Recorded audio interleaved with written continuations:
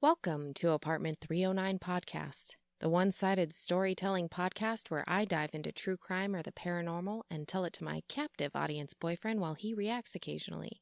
Basically just recording part of our normal day. I'm Lauren. And I'm Eric. And we live in Apartment 309.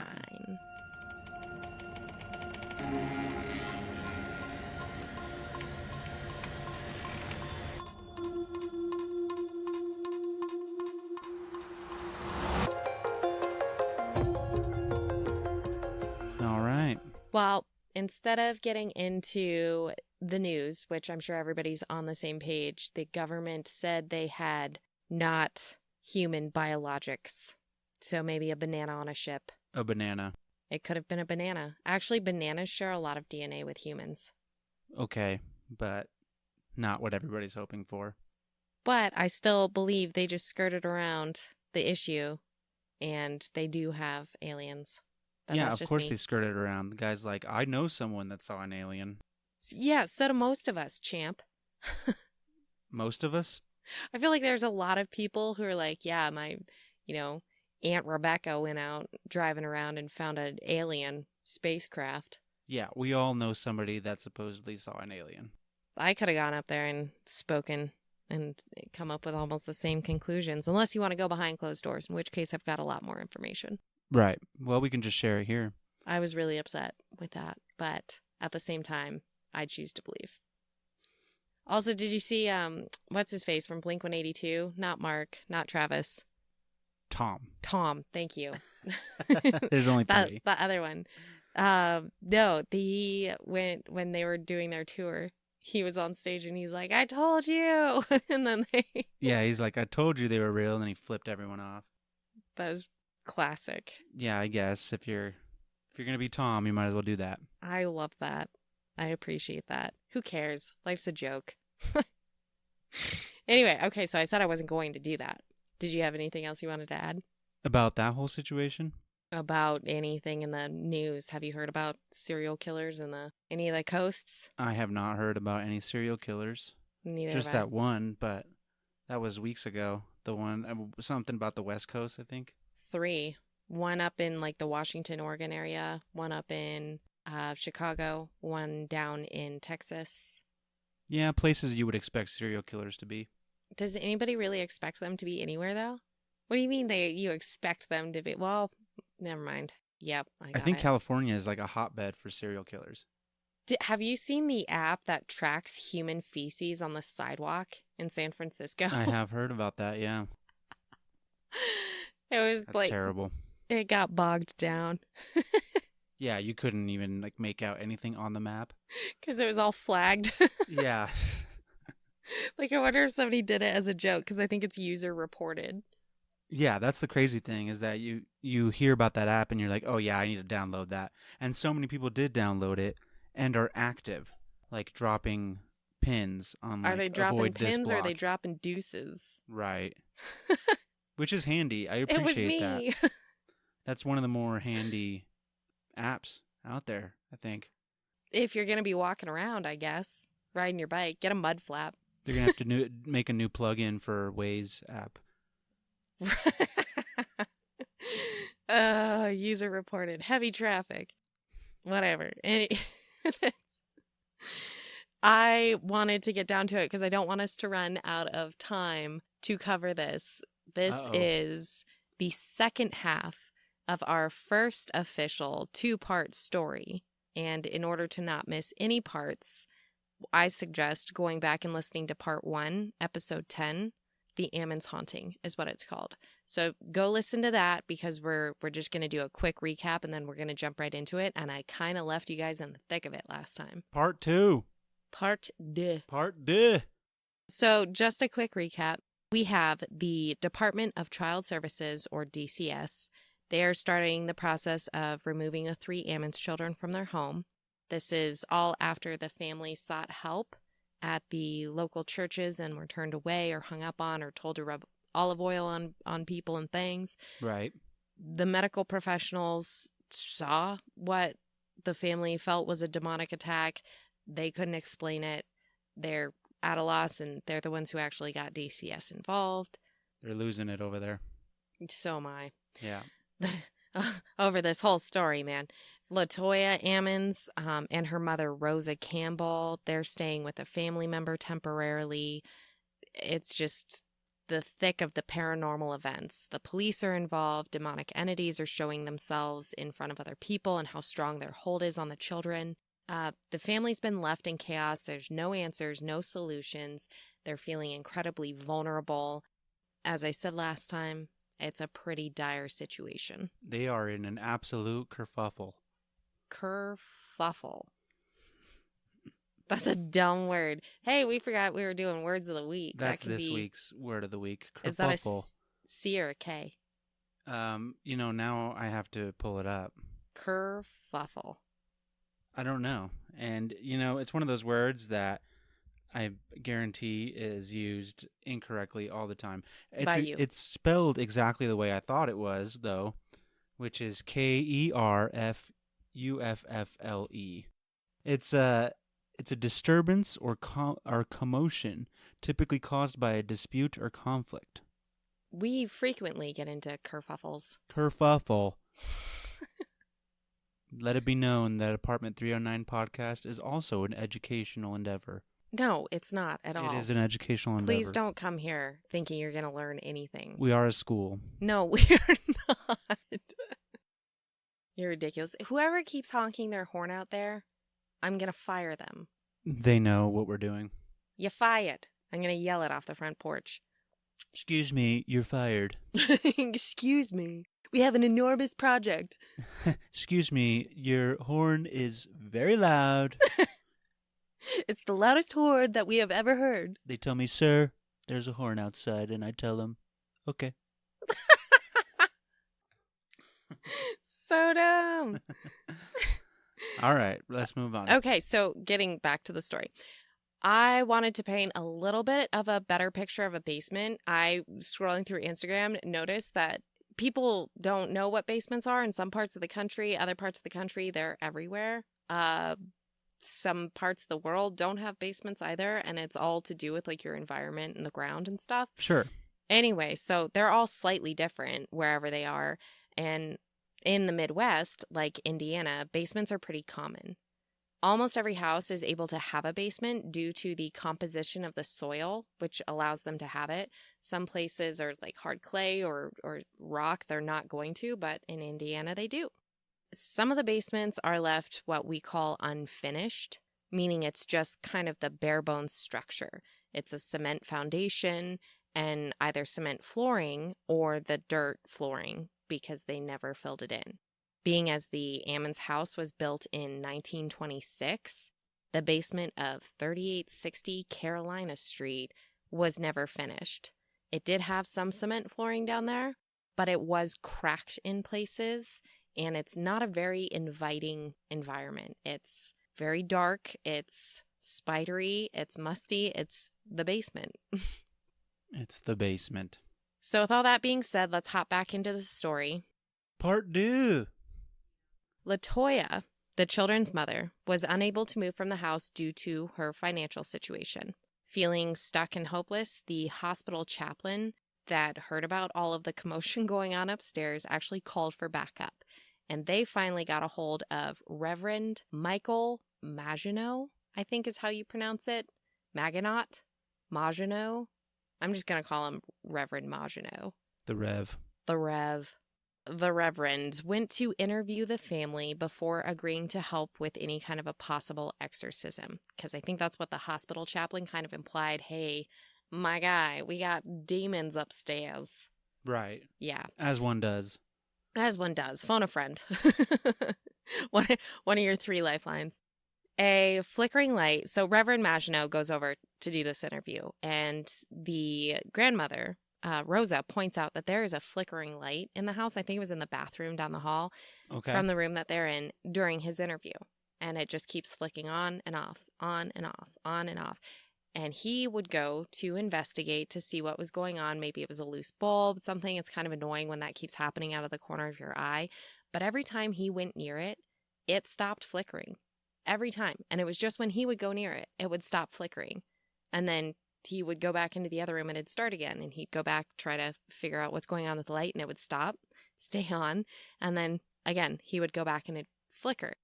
As he's going back into the living room, remember Grandma Rosa? She kept noticing the big wet boot prints. Oh, yes, I remember Rosa. He saw them as well. He said they were just large, wet boot prints, and they appeared in the living room. He knows who's in the house. He's the only person in that house that might even come close to having boots that size, and he didn't. And they're wet, and he sees them trailing around the living room. So this and other parts of his interview with the family convinced him that they weren't just being tormented by demons, but there was also a ghost in the house. Oh. And he attempts to help them with prayers and holy water, telling the two women that they do need to leave the home. That's what he left them with. Thanks, Thoughts and dude. prayers. Yeah. Try to not live there. Good luck, yeah. Big bucket of thoughts and prayers. Thanks, Rev. So DCS and the police are dispatched to the home to go check on the living conditions as part of the investigative process with removing the children from the home. It's what they have to do. This is when Captain Austin of the Gary Police Department said that his thoughts on the supernatural shifted from being a skeptic to him actually becoming a believer in the supernatural. LaToya refused to enter the home. They packed a bag. They were living at somebody else's house. Rosa goes in under her self-proclaimed birthright of protection, and she escorted them inside. She gives them a quick tour of the home, and it was noted that directly under the basement stairs was a broken slab of cement on top of that dirt ground that we discussed earlier. Uh-oh. And it's only broken underneath the stairs. As the officers proceeded with the interview, their audio recorder began flashing the low battery indication light, although the officer noted that he had replaced the batteries the day before. He's not coming in believing there's a ghost here. He's coming in believing he needs to do a welfare check on a family under duress. Sure. Batteries dying is a good indicator, though. So it's commonly ghosts. agreed amongst supernatural enthusiasts like myself that spirits can use the energy to charge themselves. They harness the energy from things around them, including people, and drain that energy and just burst. So it frequently happens right before something else happens that's typically unexplainable. So when they play the recording back later, it's actually noted in the police report that the word "hey" was whispered near the microphone, and the voice was not that of anybody that was documented as being in that room. And like I said, they added it to the official Lake County police record as evidence collected on scene. It's part of the file. Oh, interesting. Hey. Hey. Hey, y'all. Just doing a quick old haunting now. Oh, everybody likes a good haunting. I'm glad everybody gathered. I'm gonna get you. Part of the file, there were also some photos taken, one of which showed what looks like a shadow figure standing on the front screened-in porch where all the flies had been gathering through the Ammons stay at the rental home. And I will grab that picture if I can and post it for you guys on Instagram, and I'll try to figure out how to do it on YouTube, but I'm not going to make any promises. There's a cloudy white face that was found in a photo taken in the basement, and after they had it enhanced, enhance, Horatio. Enhance that. Enhance that. That's not a thing. We can't do that. It's enhanced. Can't enhance it any further. A feminine, green-hued face also revealed itself in the same picture as the cloudy white face.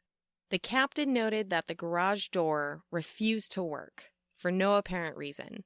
There was no blockages. There's nothing holding it back from being opened. There's no electrical issues. For all intents and purposes, it should have been working, but the motor just wasn't pulling the door up. And that's when he noticed in his own personal vehicle that was parked on scene, because he's not there clocked in. He's there in an unofficial manner. Right. And it started to experience electrical malfunctions, one of which was noted as the front seat started moving back and forth of its own accord, with no one inside. And it's not one of the pull tabs under the chair. It's an electrical. Right, it'd have to be a little motor. Yeah, it would. Oh, spooky. So DCS chose to remove the children from the home officially, taking them into their custody. The 2 older siblings were sent to St. Joseph's Carmelite Home in East Chicago, and the youngest boy was sent to Christian Haven in Wheatfield for a psych evaluation. The clinical psychologist who evaluated him, Stacy Wright, noted that he only acted possessed when he was asked questions he didn't want to answer, or if he was challenged about something he'd already said. He had a tendency to flip-flop on his stories, changing events each time he spoke about them, and she also noticed that he seemed like a perfectly healthy and sound child, except when he would talk about demons. His whole demeanor would switch to what she called bizarre, fragmented, and illogical. Oh, wow. When he decided he was done listening or talking, which kids do that, when they're done with something, they drop it on the floor, they walk away, they find something else. When he was done, he would bring up some things that seemed somewhat normal for his age group, because he's about 7 at this time. But when you have a kid who is undergoing a psychological evaluation and being bizarre or illogical, it's a little disconcerting. So he was saying things like, can you die if you go to space? And how do you get to space? Do you have to wear a helmet and suit? So innocent questions for a 7-year-old boy, but when you put it, say not too weird. Not too weird, but when you put it in the context of where he is and who he's asking the questions to, it's a little disconcerting. It's a little uneasy. Huh. Okay. She concluded that his delusions were induced and reinforced by his mother. The evaluation on his older sibling, the oldest daughter, came to a similar conclusion, stating that she had been unduly influenced by her mother's concerns that the family was exposed to paranormal experiences. Both of these kids came back being told that they're just feeding into their mother's delusions. Interesting. That would be frustrating. Yeah, to just kind of feel unheard, unvalidated. It's when somebody gets nervous or they can't explain it and they're supposed to be the adult in the situation, you open up a wide avenue for some gaslighting. Right. And this is definitely something that, tacks on to people that are going through these types of things, is there's also a stigma that they're kind of portrayed as crazy and they feel isolated. So it just tends to amplify. Yeah, 100 years ago, if we were talking about these things openly, even just with neighbors in the room. I don't know. Back in the day, 100 years ago, seances were a big thing. And, spiritualism was only okay to acknowledge if you had money or bought a ticket to go see it. Everything else was, if somebody was standing on a soapbox in a street corner, that was not as accepted as somebody who was hosting a party in their parlor. There's a big difference there. I see.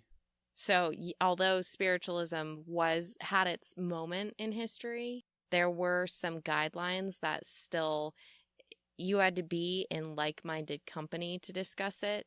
You couldn't just start talking about it in a room full of strangers. Right. Which is essentially what we're doing. Right.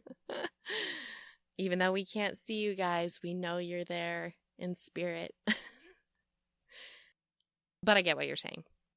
Anyway, LaToya was examined several times by different psychologists, all of whom concluded that she was not suffering from psychosis or experiencing delusions. The solution from DCS, since they really didn't have a solid answer, they set up a goal plan to discontinue discussions about demons and possessions in the home and to continue therapy for the children. Yes. It's like they give you the sheet of paper and they're like, fill out the questions. And it's like, what are some goals that you can look forward to? What's a 5-minute goal? What's a 1-week goal? Circle the face that more closely reflects how you're feeling. Oh, God. Yes. Sad face, happy face. The face that nobody quite knows what's happening. Right. They gave LaToya the option to work on those goals during supervised visits, and she was to find a job and appropriate housing due to the paranormal activity in her current home. So cool. Stop talking about it. Also, you need to move because your house is haunted. A few weeks later, on May 10th, Rosa, LaToya, Captain Austin, and his 2 officers from the first home inspection visit went back to the demon house after business hours. Reverend Maginot, or Maginot, the Rev. It's the Rev. 2 Lake County Canine Unit officers and the DCS case manager, Samantha Illick, joined them. The case manager was the only one there who was actually assigned to be there. Everyone else was there voluntarily. The canine officer did not show any interest in the property, and I'm talking about the actual dog. Really didn't care. Did a search. There's nobody there that was, discovered hiding in the bushes. There's nothing that caught the dog's attention. I don't know what that means. Okay. They took it through the basement. Dog was just like, cool, a basement. Like, do I get a treat now? No hits on suspicious activity, burial sites, or potential ghosts. Illick, the case manager, found a strange, sticky, yet slippery liquid, and that was her description, dripping in the basement. The Reverend checked for any pentagrams in the basement, while the officers unburied the following items from a 4 by 3 foot hole they dug out under the broken cement under the stairs. They found a pink press-on nail, a white pair of panties, a political shirt pin, a lid for a small cooking pan, socks with the bottoms cut off below the ankles, candy wrappers, and a heavy metal object that looked like a weight for a drapery cord, all of which was documented and collected in official police evidence files. Why was he checking for pentagrams? He said that might be an implication of demons present in the home or having been summoned into the house at some point. Gotcha. Who's on the political pin, and why are the bottoms cut off of the socks? So you can stay warm and cool. It doesn't say what political pin. No, it doesn't. It doesn't say who the politician or what party or who it was for. It just says a political shirt pin. Maybe Reagan it's Bush. like, I voted. Yeah, it's probably just like, I voted. The socks with the bottoms cut off.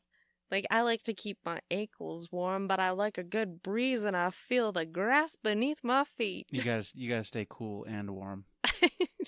Connect with Mother Earth. What if I did that with my Crocs instead of just full Crocs and socks? Still get the breeze in there, but the ankle coverage? I could get on board with that. Okay. What I would call anklets instead of anklets. So you're just talking about like leg warmers. Yeah, basically like a leg warmer, but short. They've taken care of that for you. Okay, so the Reverend blessed some salt before spreading it around the basement for protection against evil, and the group moved upstairs. He just dusted the whole place with salt. Rude. No. Have you ever seen Supernatural? Yes, I've seen Supernatural. Don't ever bring that one up as like a case study on... It could be. You don't know where they got their information? No, I mean, you do some stories based on other stories, but just a bunch of crumpled up salt and vinegar chips. Yeah. Like as he's eating them, he's just like... He brought his snack down with him. He's poking around. He's just doing the finger dust, the little... 2 birds with 1 stone, man. Hey, buddy. Yep, I like it. I dig that. Illick was standing in the living room when she complained that her pinky finger felt like it had been broken. She looked down. Her pinky finger is white. She says it feels broken. This was almost immediately followed by a panic attack, which she felt she had no control over. There was no reason for it to start, but she felt it happening. She was unable to catch her breath, so she dipped. She decides, I'm going to go stand out in the front lawn. It's a better option than hanging around in this house. She's the only one there in an official capacity sent by the state to do this investigation to make sure that the home is a safe place for the children. She was like, nah, brah, I'm out. LaToya soon followed her outside after developing a headache and severe shoulder pain. Captain Austin was the next one to leave. He left at dusk, announcing he would not be staying in the house past dark. His 2 officers stayed inside. This is the captain of the police force. This isn't just some mall cop. This isn't some security guy. The captain said he was gone after dark. So his 2 officers that had stayed inside found a black oil-like fluid dripping from the blinds in one of the bedrooms. They are unable to find where it was dripping from. They just saw that it was dripping from the blinds and that it was disgusting. So to make sure it wasn't planted there, they used paper towels to clean it up, locked the room, stood guard outside of the room for 25 minutes, then went back in to look. They'd also checked the window to make sure there was no access from the window. The oily goop was back, dripping just down the blinds. The Reverend announced that this was due to a demonic possession or possibly a manifestation of the paranormal. And to me, it sounds like ectoplasm, which for those of you that don't know is like a viscous substance, so basically a goopy, sticky, oily liquid. It's allegedly a sign of the physical manifestation of the paranormal, just like what the Reverend said. Gross. Yeah, that happened a lot back in the at the seances. A lot of it was proved to not be real, but there are some instances of ectoplasm presenting itself in a crowd and there being no explanation for it. Spooky goo. Spooky goopy. Spooky goop. The Reverend wrote up his report, sent it to the bishop, Dale Melchek. We're just going to call him the bishop. He is the bishop of the Diocese of Gary. The Reverend was requesting permission to exorcise the Ammons family and their home. It's unknown if the bishop ended up granting the approval, although he did initially deny the request and told the Reverend to go talk to some other priests who have done exorcisms before. So when the Reverend went and asked them, they basically told him no, and then told him that he should look up other exorcisms on the internet. Like a normal person, like Google it, boomer. As one would. You're right. So he's sucks to suck. Everyone piles back into the living room after Maginot does, well, the Reverend may or may not have gotten an answer after the initial no. So they all go back to the house for one more go of it, including the 2 original officers that volunteered to be there, the case manager, and the Reverend himself, obviously. Okay. They all spent the next 2 hours blessing the house with prayers and statements and requests for the demons to leave. Illick, the case manager, concluded that she couldn't confirm if it was demonic, but she sure had goosebumps describing that it felt like someone was in the room with you, someone breathing down your neck. Oh, spooky. Yeah. Now, Illick was convinced something had attached itself to her, as over the next month, she burned herself on a motorcycle, which caused 3rd-degree burns. She broke some ribs jet skiing. She broke her ankle running in flip-flops, and then broke her hand when she hit a table, which to me sounds like she's just living her life to the fullest. She's not ready to accept that aging happens. It's an absolute bitch, and you cannot start every day with an Irish coffee. Yeah, it's crazy. She's like, yeah, I got hurt on my motorcycle and on my jet ski and on my, like, geez. On my flip-flops. Yeah. I punched a table and it hurt. Yeah. Like, did you consider taking it easy? Yeah, I was like, what are you doing, girlfriend? I'm possessed. I don't know how old you were, but I'll tell you what, I woke up one day and just things did not work the same. Maybe once in my life I could have gone out and gone jet skiing and on a motorcycle and whatnot, but like... I got heartburn. I know. One day you got wake tennis up elbow. And you understand the Tums factor in life. Yeah, if that's all it takes, I am very haunted. I know. As a person. I am possessed. I hurt. Right. Anyway, yeah, I don't get that. You know what? Whatever. She felt like that might have been unusual in her life and that something attached itself to her. We're just going to let her have it. We'll let her have it. To be fair, she felt like something broke her finger, which a lot of this sounds like it's broken bones. Yeah, so... when she was bungee jumping. She's like, oh, weird.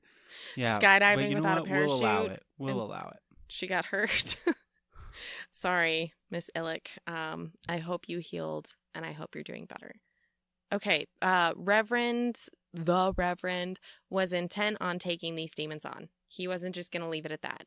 Honestly, it probably had something to do with the fact that he was working in Gary, Indiana. I mean, everybody's looking for something to do out there. It's been out of its heyday for several decades. Yeah, this is the most exciting thing happening in that area in He's a like, while. it's freaking demons and a ghost. You've got both. Right. Let's go. And you're on shift. You might as well show up. Right? He's having fun with it. So the Reverend suggests LaToya should look up the demons online. He advised that knowing the names of the demons may give them power to address the demons directly in their fight against them. While LaToya is on her computer looking these up, it starts shutting down and then rebooting for no reason. Just shuts down and then reboots. Shuts down and reboots. She really has no power over this. She's fighting against feeling lightheaded. She had a general feeling of sickness. She was intent on getting these demons' names. So she starts taking the names off one by one. Now, just because I know that some folks don't like the name being said aloud, they feel like it might call attention to themselves or it, I'm just going to say that one of the ones that she does name, she identified as, and I'm just going to rhyme it. So it rhymes with schmealzophobe. Wow, what could that have been? They're known as the Lord of the Flies. She felt that some other high-ranking demons were assigned to her as well, ones that she referred to as lieutenants and sergeants. Did you ever watch that one movie? And I can never remember the name of it. It's got Denzel Washington. It's the time. Time is on my side. Not ringing a bell. It's got the dad from Roseanne in it, too. Okay. And it's got this demon, I think it's schmealzophobe, bumps between people. And it keeps following Denzel's character. Anyway, it's a great movie. I just can't remember what it's called. It gets stuck in my head every time I hear a story about demons. That song. Time is on my side. Okay, so the Reverend says that he was given blank stare from Eric. I got nothing on that. He's I don't know the movie. Yes, honey. It's a good story, honey. Come back when you know what you're talking about. The Reverend says that he was given permission by the bishop to exorcise the Ammons family. He's the only one that comes over and says that. So we have no proof, no evidence that the bishop actually said, hey, go knock the demons stupid. Get rid of them demons in Gary. By June of 2012, he had performed 3 exorcisms total. He spoke 2 in English and 1 in Latin. All 3 were held at his church in Merrillville. While pressing a crucifix against LaToya's head, he spoke aloud, I cast you out, unclean spirit, along with every satanic power of the enemy, every specter from hell, and all your fell companions, in the name of our Lord Jesus Christ. He gauged his progress by observing her physical state, so he would note when her convulsions got worse, which seemed to be when he was louder and more assertive with his demands. This whole time he's demanding for the demons to leave. The 2 officers, the same 2 that have been trailing along through this half of the story, they stood by ready to jump in if there was help that was needed. They're first responders. They can help if there's anything physical going on. She, being LaToya, described the pain of whatever was inside her, causing these convulsions, causing this reaction as similar to giving birth. It was that intense. Having given birth before, that's pretty fucking intense. That sounds intense. Yeah, that doesn't sound like a party. Between the exorcisms, the Reverend ended up going on a retreat, so it wasn't back to back. There was several weeks in between each. He ended up going on a retreat where he met a woman who offered help in the form of a note. I don't know why, I don't know who she is, but she wrote down a very long name, which the Reverend says he can't remember. She tucked the paper in an envelope before circling it with blessed salt. She told the Reverend to call her if the demon was too strong during his exorcism bouts, and she would burn the envelope. He didn't give any more description about what that would do, just that it was heavily implied that that would help. LaToya had moved to Indianapolis at this point with her mother. She was making trips back to Gary to visit her kids, or they were in Chicago. She was making trips back to visit her kids who are still with DCS and to go see the Reverend for these exorcisms. The call was made to have the envelope burned when LaToya started having nightmares again while she was living in Indianapolis. The final Latin exorcism took place in June in the presence of the Reverend's own brother. So his biological brother showed up to help support. LaToya left Gary after that last one, stating that she felt better, she felt free of the evil that had grabbed a hold of her family so quickly and so intensely. Gary, Indiana was now left to deal with the new international attention on that small street in their small town until Zach Baggins of Ghost Adventures bought the home for $35,000. He filmed his documentary Demon House before bulldozing the property, keeping parts of the basement staircase and the broken cement to bring back to his Museum of Oddities and Haunted Accoutrements. And that is the story of the exorcism of LaToya Ammons and the demon house that shook Gary, Indiana. And the story of Zach Baggins, the purchaser of oddities and haunted accoutrements. First homeowner. First time homeowner. Somebody could have afforded that. Somebody could actually afford a home that price, and he's just over here with like pocket change. Bought it and took it down. Yeah, it's like he had cash in his wallet on hand and then bulldozed it. Right. Bought the bulldozer and the guy that drives it. Somewhere to wear all your tap out shirts and hair gel. You know what's really funny is I didn't realize with the episodes that I've watched, I didn't realize he was wearing black clothes because on the night vision cameras it shows up as white. That's all I've got. All right. Well, not to make it about Zach Baggins, but... You know who I really like from Ghost Adventures? Is the camera guy. Aaron. I liked Aaron. Oh, I see. He was like the big teddy bear of the group. I never really watched that show. You know what, Eric? You are no fun. Take your no fun having butt and go somewhere else. I would say that show was not fun. I thought that show was fun. I thought the theatrics were great. Yes, very theatric. Very theatrical. Theatrical. Yada-ta-ta. Well, it was a good one. It's an interesting one. I thought it was really interesting. We got this story from one of our listeners, Patty. She's the one that asked us to cover this. And we would love to cover other stories. If you guys know about something, if you want to hear our version of the tale, whatever, let us know. You can email us at apartment309podcast@gmail.com. I feel like with the whole aliens thing or the bananas in a box that the government found, I would love to hear if y'all have seen or had any alien encounters. Well, as far as, if I'm not mistaken, Patty went to that house and might try to pin her down on a little bit more of her story. And I think she told me that she's got images of some stuff that she experienced Patty, in some story.